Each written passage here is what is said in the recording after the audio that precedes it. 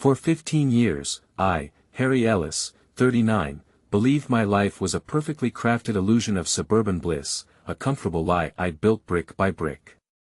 It shattered one Tuesday morning in our sun-drenched kitchen. My wife, Amanda, on the phone, whispering about Miami arrangements and a name, Jake. That single, overheard word, a casual slip, unraveled everything. How quickly can a comfortable life become a crime scene? In minutes, I found our safe gaping empty, her passport gone, and a text, cleaned out the safe, starting fresh with Jake. In less than 24 hours, my wife vanished, my savings were stolen, and my entire world imploded.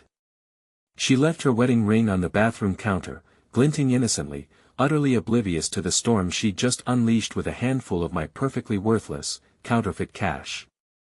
Before I tell you what happened next, please take a moment to like and subscribe, but only if this story resonates with you, and drop a comment telling me where you're watching from and what time it is there. Enjoy the cash, sweetheart. It's all fake. If I'd known my marriage would end with a text message and a counterfeit heist, I'd have spent less time recycling Coke cans and more time prepping for war. But hindsight's 20/20.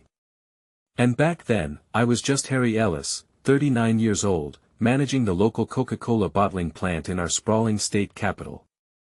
Thinking my biggest problem was whether Tyler would pass algebra and if Jenny needed braces.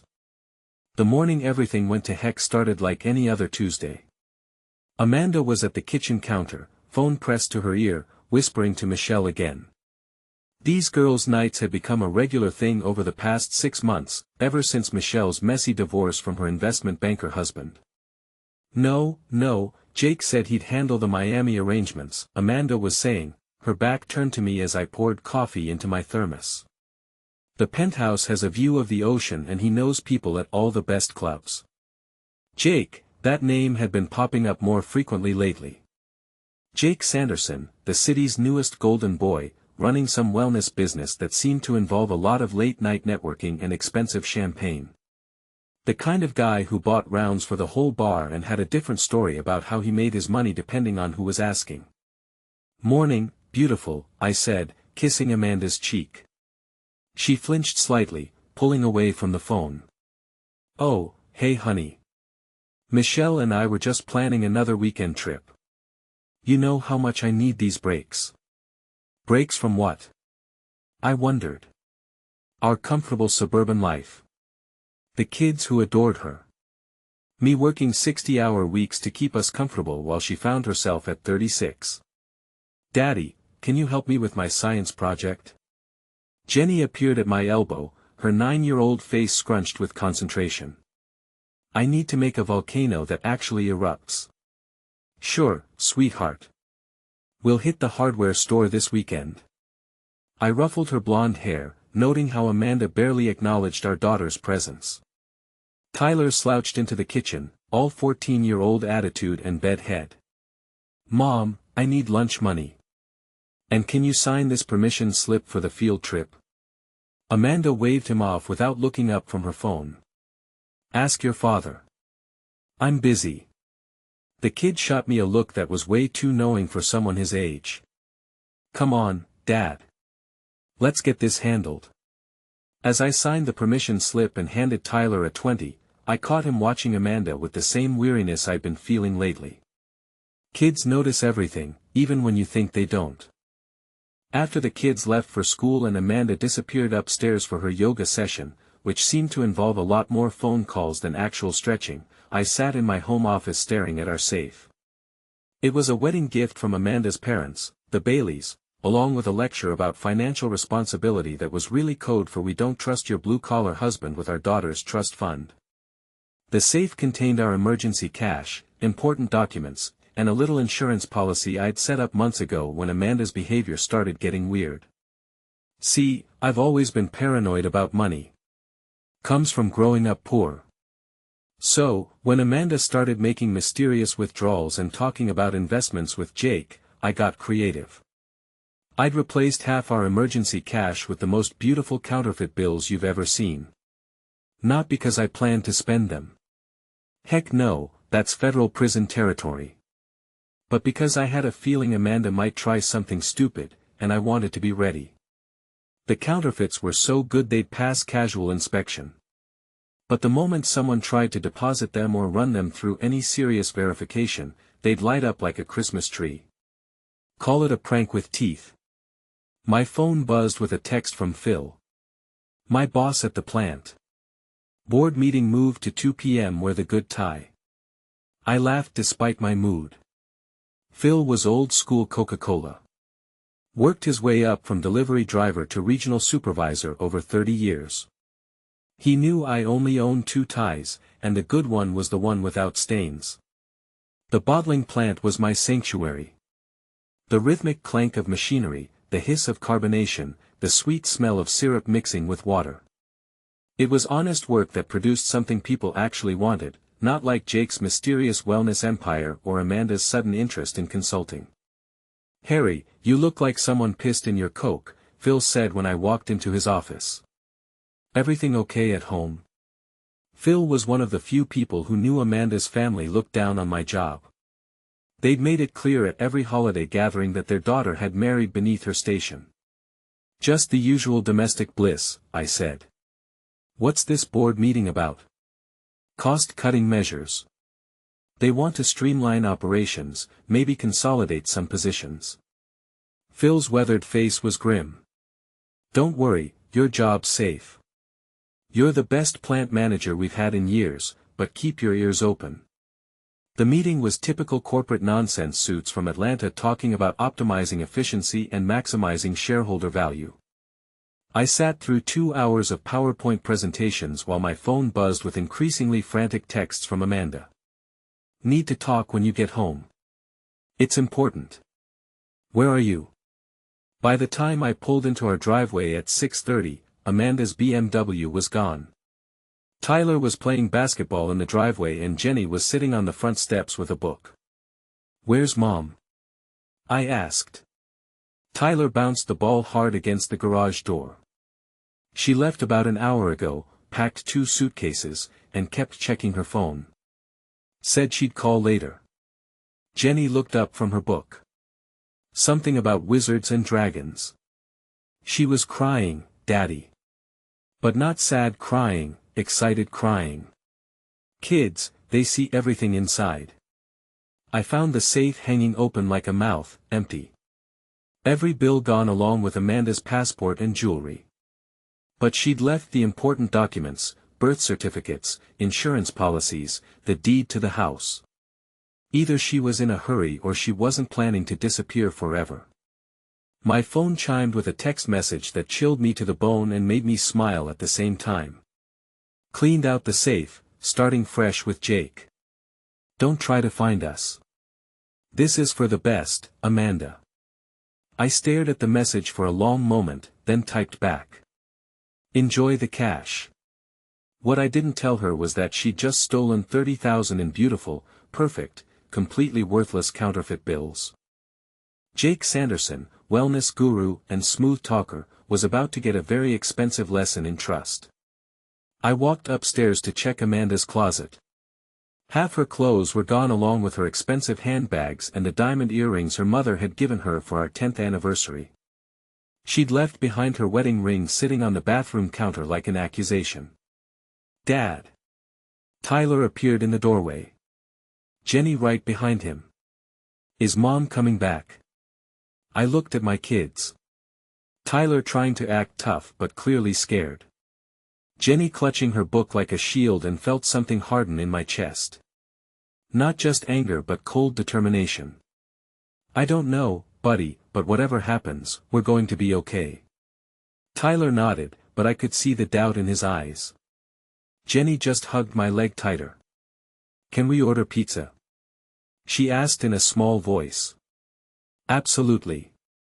Extra cheese, pepperoni, and those little peppers you like." As I called for pizza, I was already planning my next moves. Amanda thought she was so clever, running off with her boy toy and our life savings. She had no idea what she'd actually taken or what was coming for her.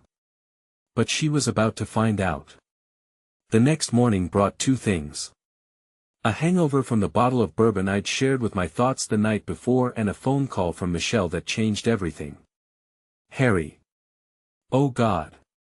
Harry, you need to know what's happening. Michelle's voice was slurred. Panicked. I'm so sorry. I never thought it would go this far. I was making coffee in my eerily quiet kitchen. The kids already off to school. What are you talking about, Michelle? The money. Amanda and Jake. They went crazy last night. Hit 3 different casinos. Bought everyone drinks. Jake was throwing hundreds around like confetti. Amanda kept laughing about how she'd finally gotten free from her boring life. My hand tightened on the phone. How much did they spend? All of it, Harry. Every last dollar. But that's not the worst part. Michelle's voice dropped to a whisper. Jake's got connections, you know, not the legal kind. They were talking about laundering money through his wellness centers using Amanda's trust fund as seed money for some kind of gambling operation. I almost laughed almost. Where are they now? The penthouse. Jake's place downtown. Harry, I think they're in real trouble. Some guys in suits showed up at the casino around midnight asking questions about the bills Amanda was using. They looked like federal agents. Federal agents? My beautiful counterfeit bills had done exactly what I'd hoped they'd do. Michelle, I need you to listen carefully. You need to distance yourself from this situation right now. Don't answer any more calls from Amanda. Don't go to that penthouse. And if anyone asks, you don't know anything about their money. But Harry, no buts. Trust me on this. I hung up and immediately called my lawyer, David Chen, a sharp guy who'd helped me set up my will and handle some contract disputes with suppliers. David, I need some advice. Hypothetically, if someone stole money from me and it turned out to be counterfeit, what kind of legal trouble would they be in? There was a pause. Harry, please tell me this is actually hypothetical. Let's just say I believe in being prepared for all possibilities. Well, hypothetically, passing counterfeit currency is a federal crime. The Secret Service handles those cases and they don't mess around. If someone unknowingly passed fake bills, they might get some leniency. But if there's evidence of intent or if they're involved in other criminal activity, he whistled low. We're talking serious federal prison time. And what about the person who originally had the counterfeit bills? If they can prove they were victims of theft and had no knowledge the bills were fake, they'd likely be clear. But Harry, if you're sitting on counterfeit money, you need to turn it in immediately. Of course.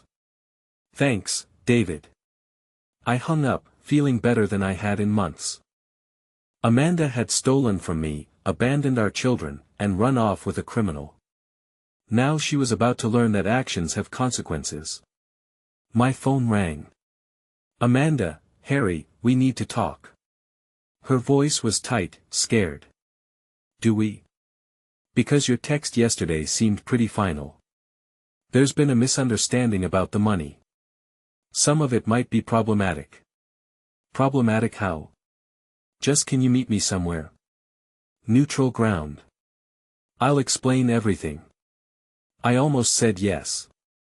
Almost fell back into the pattern of cleaning up Amanda's messes and protecting her from the consequences of her choices.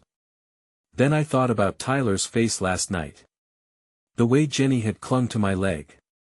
No, Amanda, you made your choice. Deal with the consequences. Harry, please. Jake says if we can't fix this, we're both going to prison. Then you better hope Jake's as smart as he thinks he is. I hung up and turned off my phone. The rest of the day passed in a blur of routine work, picking up the kids, helping with homework, making dinner. I was tucking Jenny into bed when Tyler appeared in the doorway. Dad, there are some guys outside in a black car. I looked out Jenny's window and saw them. 2 men in dark suits sitting in an unmarked sedan across the street. Federal agents, just like Michelle had described. Stay with your sister, I told Tyler. Don't answer the door for anyone but me. The doorbell rang as I reached the living room. I took a deep breath, checked my appearance in the hallway mirror, and opened the door. "Mr. Ellis, I'm Agent Rodriguez. This is Agent Martinez, Secret Service. We'd like to ask you a few questions about some currency that was passed at several establishments last night." I invited them in, offered coffee, acted like a concerned citizen because that's exactly what I was. "We understand your wife has been spending money from your household accounts," Agent Rodriguez said, settling into my couch like he belonged there. "Can you tell us about the cash you kept in your home safe?" "Emergency fund, about 30,000 in various bills. I kept it for peace of mind, you know, in case of natural disasters or bank failures." "When did you last see this money?" "Yesterday morning before work. When I got home, the safe was empty and my wife was gone." Agent Martinez leaned forward.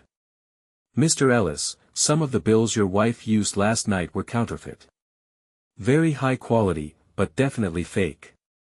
I let my face show shock, confusion, then anger. "Are you telling me my wife stole fake money from our safe?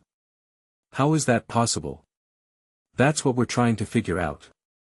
Do you have any idea where this money might have come from?" I thought about it, playing the part of a confused husband. "Amanda handles most of our finances.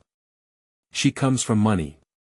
Her parents are always giving her cash gifts, inheritance advances, that sort of thing. I just assumed it was all legitimate." The agents exchanged glances. "We'll need to speak with your wife." "Good luck with that. She's holed up in some penthouse with her boyfriend, spending my money and apparently ruining my credit." I let real bitterness creep into my voice. "If she's mixed up in something illegal, that's on her. I'm just trying to take care of my kids." They asked a few more questions, took down contact information, and left. Through the window, I watched them drive away, probably heading straight for Jake's penthouse. Tyler came downstairs after they were gone.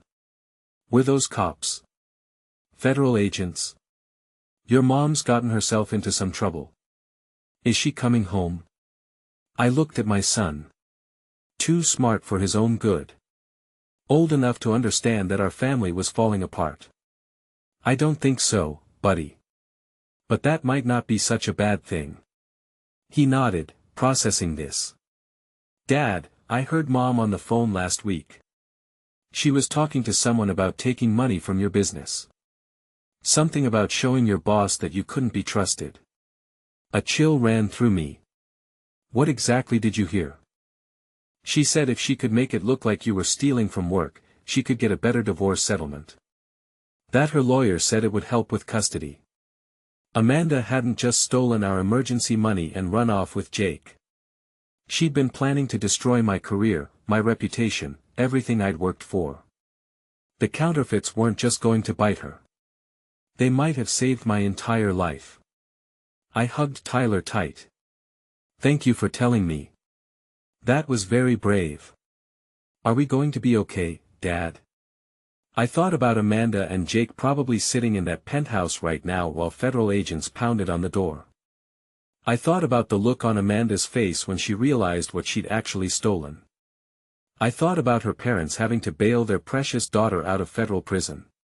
"Yeah, son. We're going to be just fine." The call came at 6 o'clock in the morning, 3 days later. Amanda sobbing. "Harry, please. I'm at the county jail. Jake's in federal custody and I need bail money." I was already awake making coffee and checking the news on my phone. The story was buried on page 3 of the local section. Local businessman arrested in counterfeiting investigation. Jake's wellness empire was apparently a front for money laundering, and the counterfeit bills had led investigators straight to his operation. "How much?" I asked, though I had no intention of helping. 50,000, my parents won't take my calls and my lawyer says if I can't make bail, I'll be stuck here for months waiting for trial. Maybe you should have thought about that before you cleaned out our safe. Harry, I made a mistake. A huge mistake, but I'm still the mother of your children. That was the wrong thing to say. Really? Because when Tyler needed help with his science project and Jenny wanted someone to read her bedtime stories, where were you? Oh, right. Planning your great escape with your criminal boyfriend. It wasn't supposed to happen like this. Jake said he had everything under control. Jake's a con artist and completely dependent on pills, Amanda. Half the city knows it. The only person who didn't was you. I could hear her crying and for a moment I almost felt sorry for her almost. The kids need their mother, she whispered. The kids need stability. They need a parent who puts them first instead of chasing after the next exciting thing. I want to see them. Talk to your lawyer about visitation. If you get out, I hung up and immediately called David Chen. I need to file for emergency custody, I told him. And I want to start divorce proceedings immediately. Harry, slow down. What's happened? I filled him in on the arrests, the federal investigation, Amanda's phone call. David whistled low. This changes everything. With Amanda facing federal charges, getting full custody shouldn't be difficult. But are you sure you want to move this fast?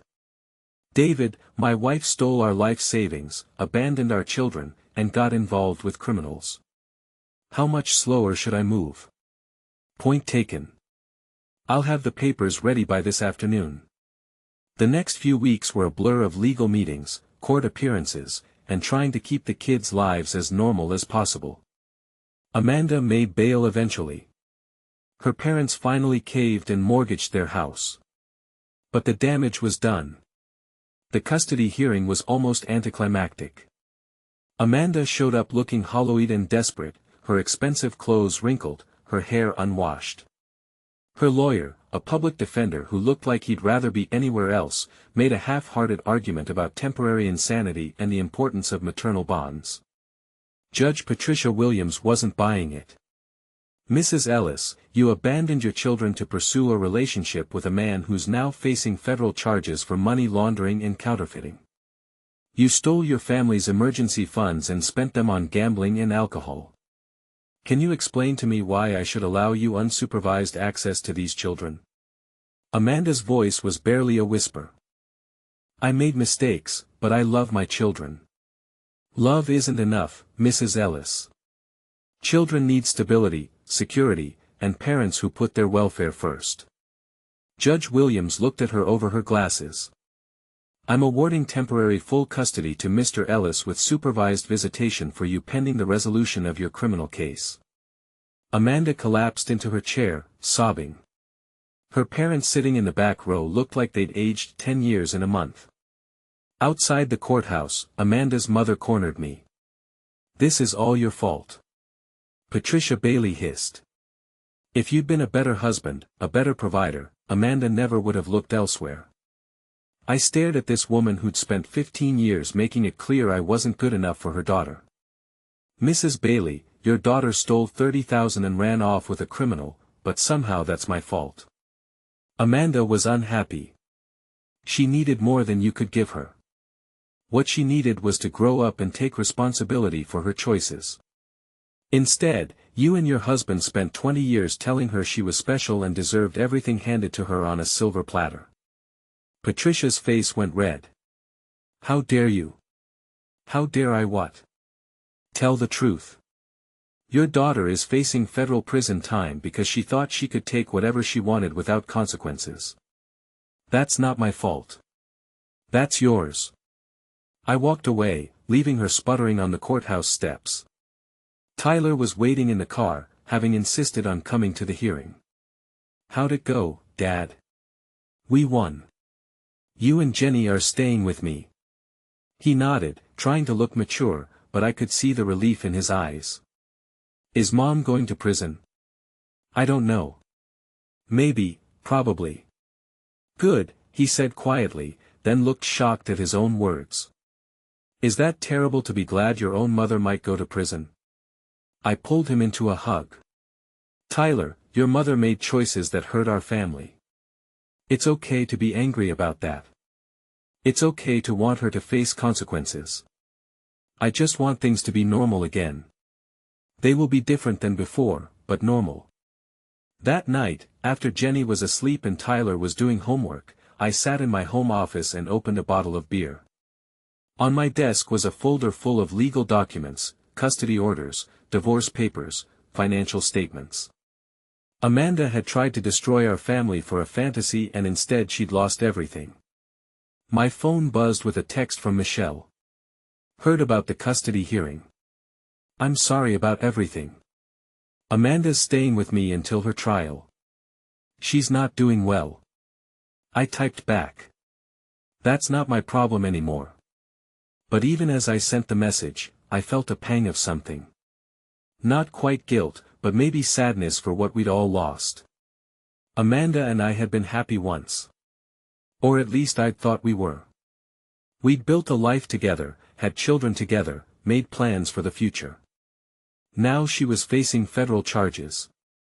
Her parents had mortgaged their house to pay her legal fees, and our kids were asking why mommy didn't love them enough to stay. The counterfeits had worked better than I'd ever imagined. Amanda hadn't just stolen worthless paper, she'd stolen her own future. My computer chimed with an email from Phil. Board meeting tomorrow. Good news to share. I closed the legal folder and opened my laptop. Whatever tomorrow brought, Tyler and Jenny and I would face it together. Amanda had made her choice. Now she could live with it.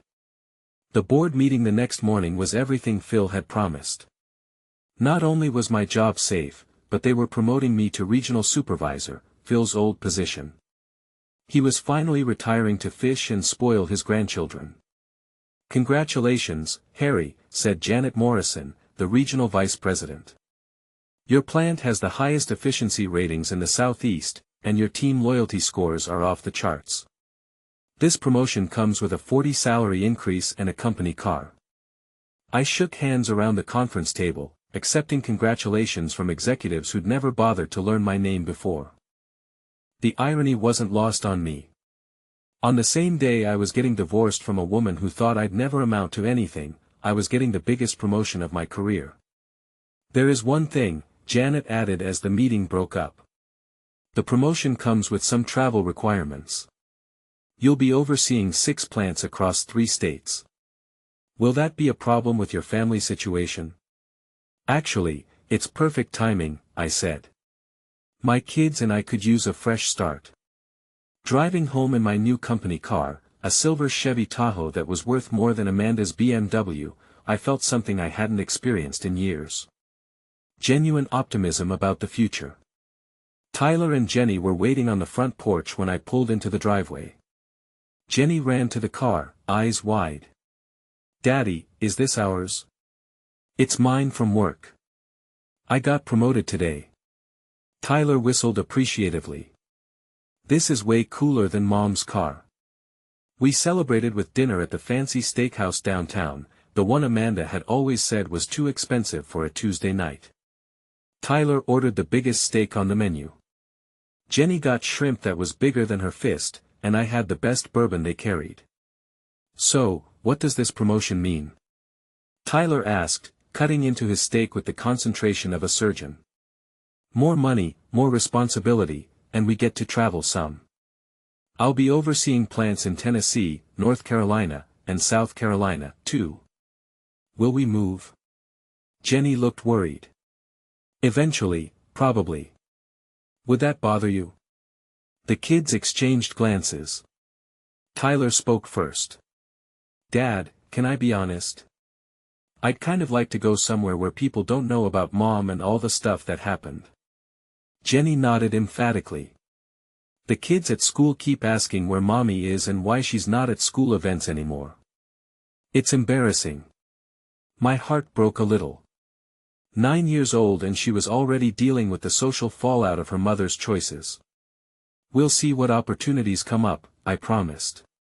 But wherever we go together.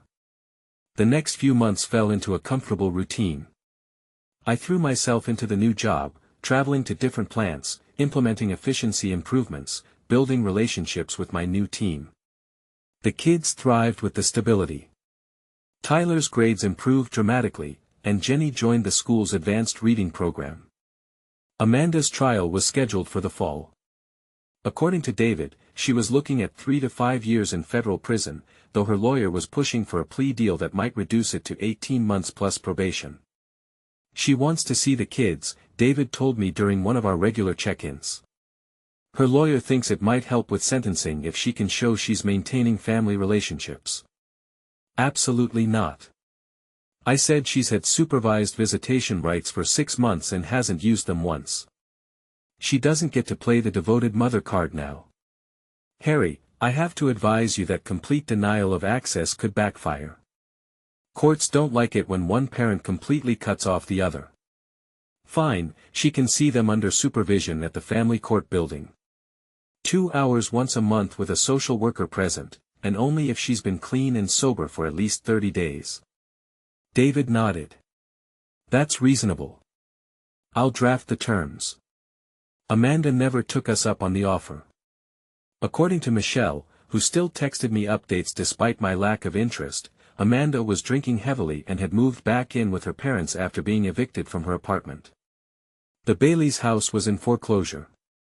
They'd borrowed against it to pay Amanda's bail and legal fees, and Patricia's art gallery had closed after their wealthy friends distanced themselves from the family scandal. Richard Bailey, who'd spent years lecturing me about financial responsibility, was working as a sales associate at a furniture store. I should have felt sorry for them.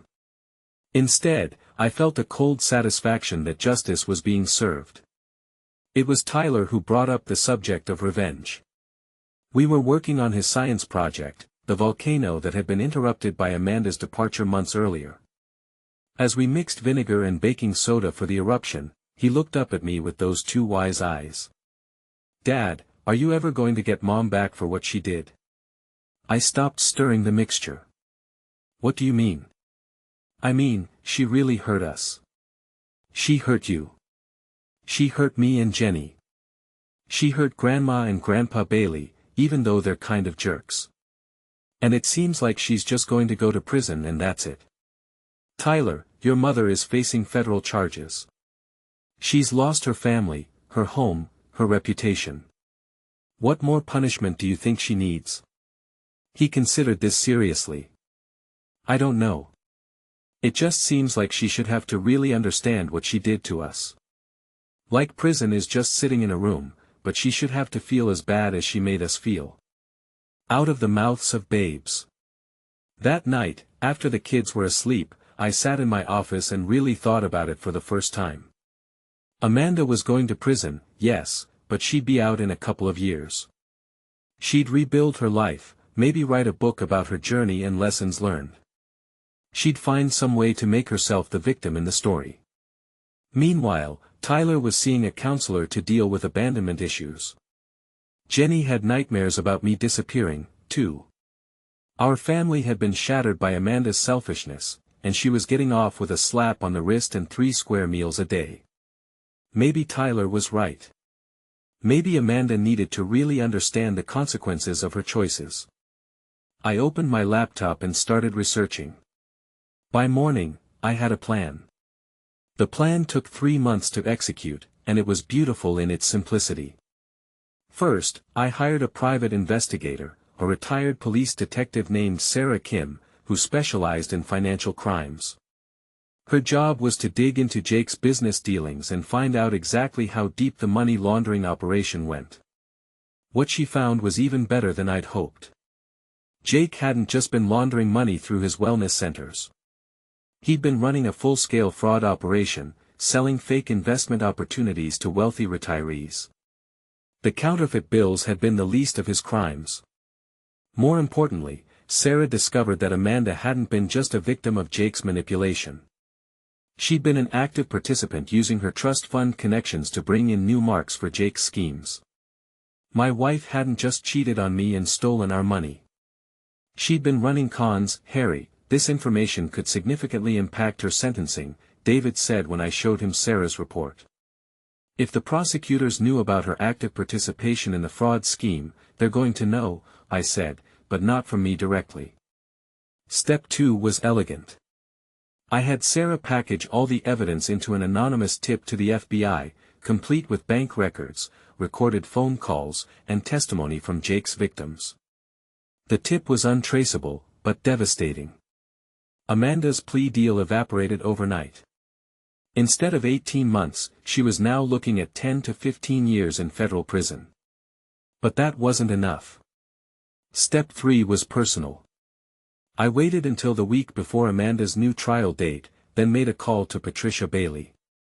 "Mrs. This is Bailey. This is Harry. I think we should talk." "I have nothing to say to you," she said, but I could hear the exhaustion in her voice. The past year had broken her. "It's about Amanda's defense fund.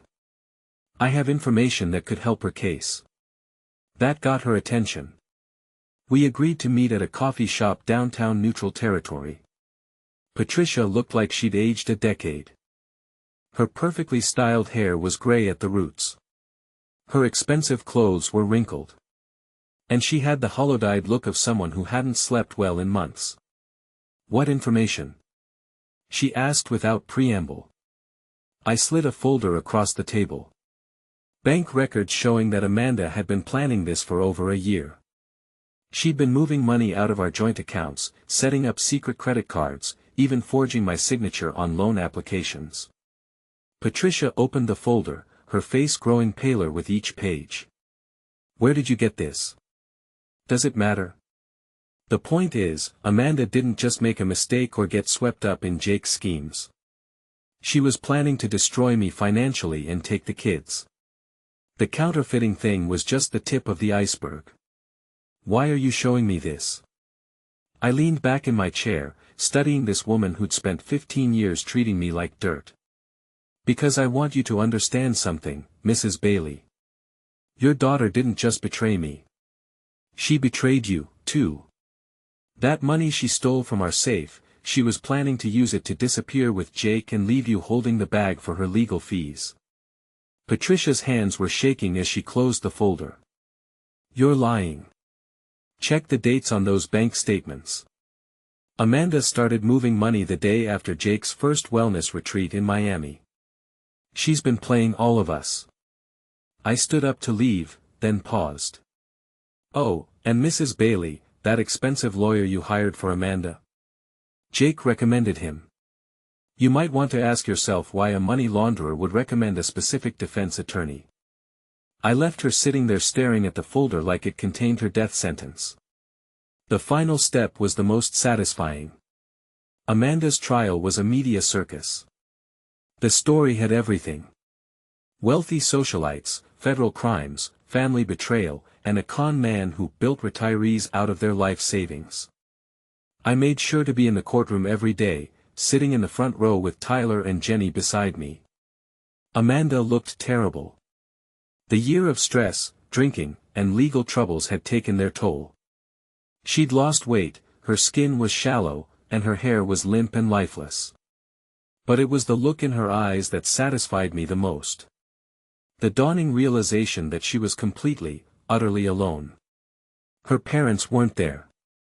Her lawyer was a court-appointed public defender after the expensive one had mysteriously withdrawn from the case.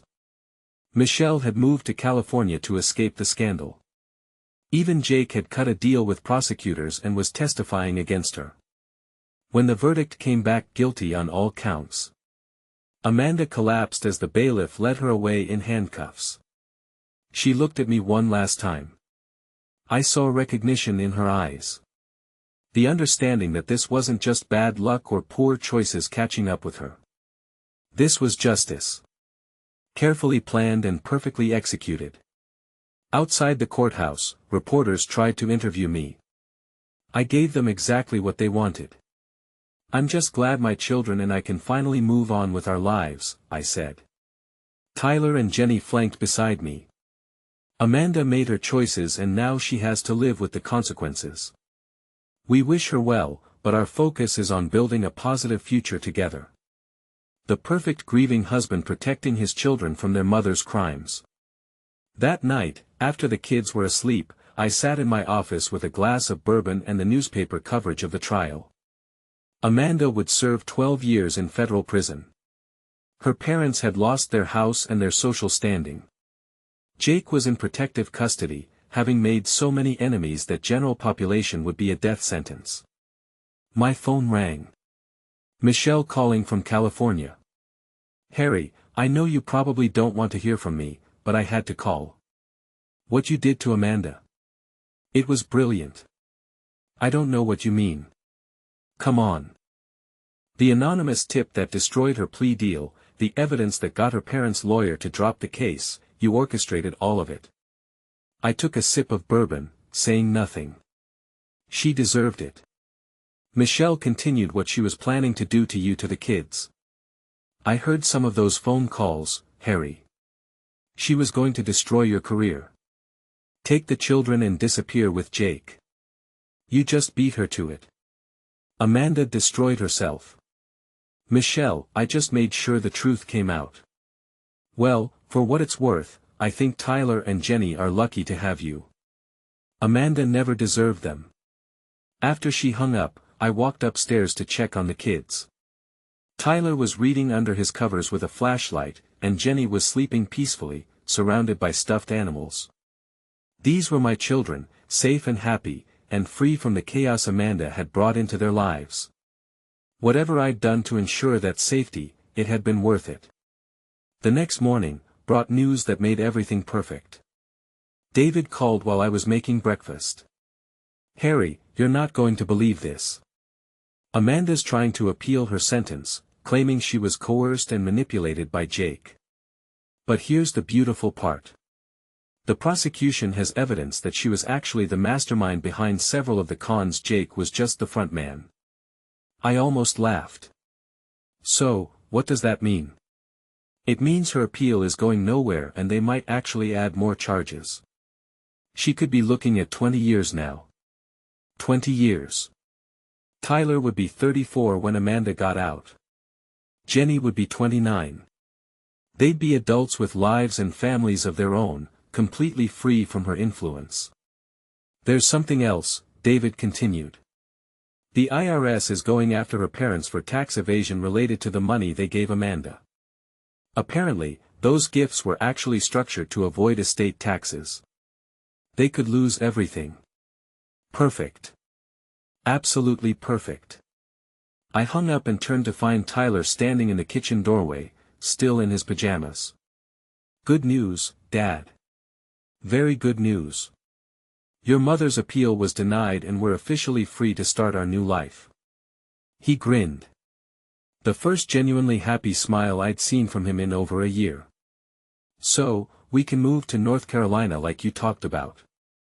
We can do whatever we want, son. The world is wide open. Jenny bounced into the kitchen, her hair sticking up in all directions. Are we having pancakes? We're having whatever you want, sweetheart. Today is a celebration. As I mixed pancake batter and listened to my children plan their day, I reflected on the past year. Amanda had tried to destroy our family for a fantasy. And instead, she'd given me everything I'd ever wanted. Full custody of my children, a successful career, and the satisfaction of seeing justice served. The counterfeits had been just the beginning. Everything that followed, the investigation, the evidence, the perfect timing of revelations had been carefully orchestrated to ensure that Amanda faced the full consequences of her choices. She'd wanted excitement, danger, and easy money. Instead, she got 20 years in federal prison, and the knowledge that she'd lost everything that mattered for a con man who'd sold her out the moment it benefited him. Tyler was right. She needed to understand what she'd done to us. Now she had 12 years to think about it. I flipped pancakes and smiled, thinking about our new house in North Carolina, the kids' new schools, and the life we were going to build together. A life free from Amanda's chaos and selfishness. A life where actions had consequences and justice was served with a side of perfectly carbonated revenge.